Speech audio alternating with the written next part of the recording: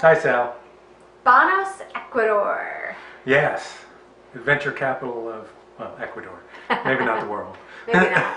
Yeah, they have a lot going on there for people who are into hiking or zip lining, river rafting. Yeah, lots of stuff. It's right next to an active volcano, which is like 14,000 feet tall, and there's a valley that it was left over from one of the eruptions that we didn't get a chance to really see it because the clouds covered the volcano and the valley, so the swing, it's actually was in National Geographic, swing out over the edge of the world.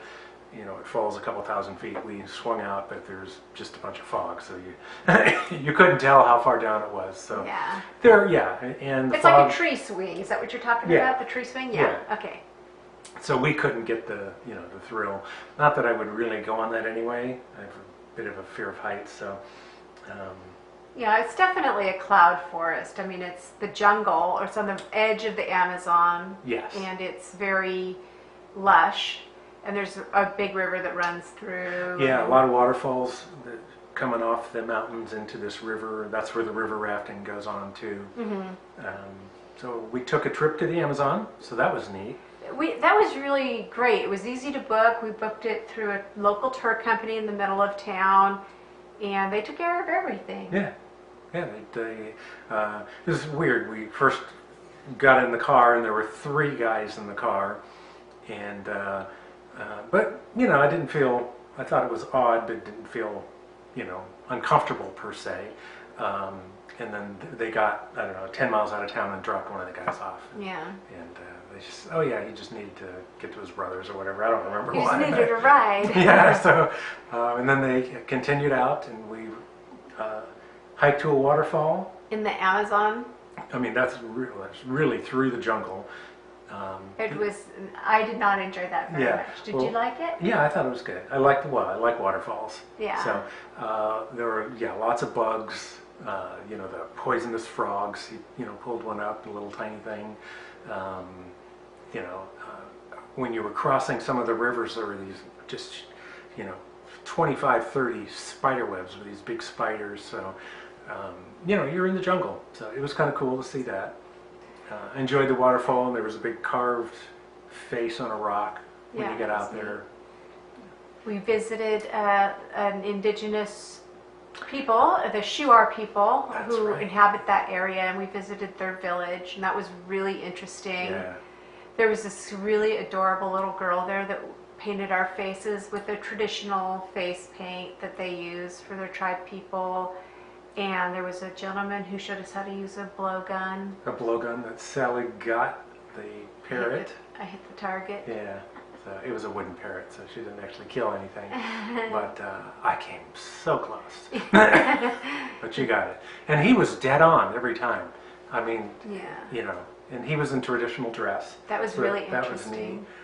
The little kids were super cute because we pulled up to the village and they chased the car down the road. They were so excited to see us. Yeah, and they super modern, maybe metal concrete bridge now goes across the river, so you can get there even in wintertime when there's high floodwaters or whatever.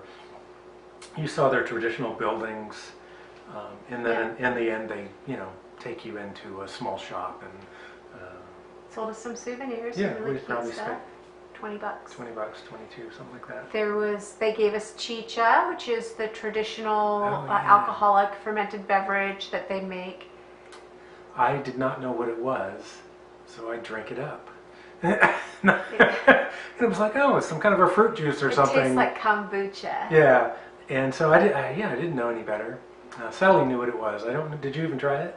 Of course, because it would have been rude not to. Yeah, I think it's rude if you don't try it. But the way that they make it is the ladies chew up the corn and spit it into the receptacle so that it helps jumpstart the fermentation process. It's kind of gross, I guess. Yeah, I'm glad I didn't know what it was when I was drinking it. It didn't taste bad. It did not taste bad. Like I said, I thought it was some kind of fruit thing, so I'm okay with it. And I didn't get sick or anything. No, of course not. It's fermented. How could you get sick from something like that? I don't know.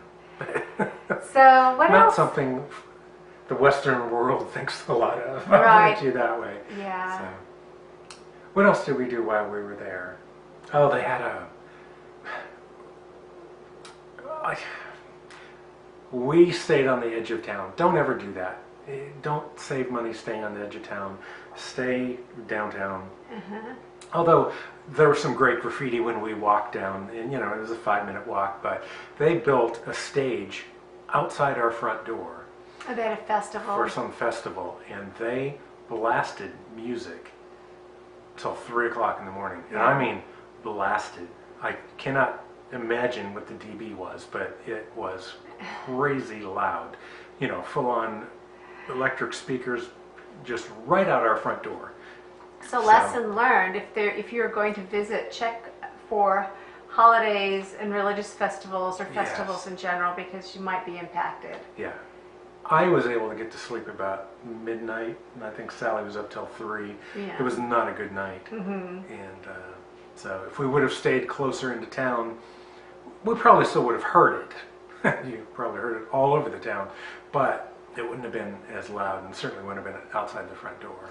We visited an animal refuge that has a rehabilitation center that was really interesting. Yeah, they had leopards and some other small cats. Ocelot? Yeah, Something probably. like that. They had some, you know, pigs. They had some birds. They had some big birds. Oh yeah, yeah, the big red and blue. They had a toucan. Oh yeah, I love that The toucan. macaw. Yeah, the macaws. The toucan was just talking away. So I actually have some video of that. I don't know that I can overlay a video of a video, but maybe I'll throw it at the end here, because he was chatting away. It was good. Yeah, that was really interesting as well. Yeah. What I thought was one of the best and most just strange experiences I've ever had is at the conclusion of our day. It was a nighttime. It was probably 6 or 7 o'clock at night.